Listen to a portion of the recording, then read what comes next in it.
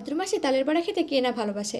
বাইরে ঝমঝমিয়ে বৃষ্টি আর জানালার ধারে বসে তালের বড়া খাবার মজাটাই আলাদা। সারা বছর খাওয়া হোক আর না হোক, এই সময় কম বেশি সবাই খেয়ে থাকে। তাই আজ তোমাদের আমার মা কীভাবে তালের বড়া বানায় সেই রেসিপিটাই শেয়ার করব। তাহলে চলো বেশি বকবক না করে ভিডিওটা শুরু করা যাক। তালের বড়া বানানোর জন্য আমাদের নিয়ে নিতে হবে একটা পাকা তাল। তারপর এই তালটিকে ভেঙে নিতে হবে এবং ভাঙা হয়ে গেলে খোসাগুলোকে ভালো করে ছাড়িয়ে নিতে হবে। ছোটোবেলায় যখন মা খোসা ছাড়াতো, ওই খোসাতে লেগে থাকা অবশিষ্ট অংশগুলো আমরা খেতাম। তাই আজকেও আমি আর মা একটু করে খেয়ে নিলাম। তোমরা কারা ছোটোবেলায় এরকম করেছো তারা প্লিজ জানাবে। খোসা ছাড়ানো হয়ে গেলে শাঁস বের করে নিতে হবে। আমার মা এই কাটারের সাহায্যে সমস্ত শাঁসটা বের করে নিচ্ছে।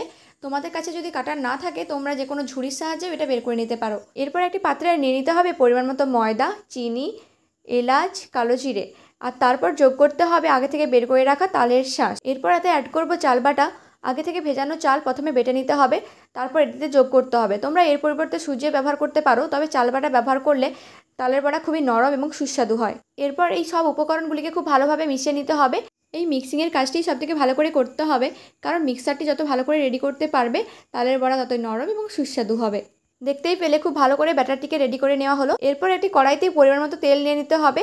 যতটা বেশি পরিমাণে তেল থাকবে কড়াইতে, তালের বড়াগুলো তত বেশি ফুলতে সুবিধে হবে। এরপর তেল ভালোভাবে তেতে গেলে ছোট পাত্রে ব্যাটারটিকে নিয়ে তালের বড়ার আকারে গরম তেলে ছেড়ে দিতে হবে। সবগুলো তালের বড়া দেওয়া হয়ে গেলে কিছুক্ষণ ওয়েট করতে হবে যাতে ভালোভাবে ওগুলো তেতে যেতে পারে। খেয়াল রাখতে হবে তেল যদি ভালোভাবে না তাতে তাহলে কিন্তু নিচে লেগে যাওয়ার সম্ভাবনা থাকবে। এরপর দেখতে দেখতেই এগুলো রসগোল্লার মতো ফুলে উঠতে শুরু করবে।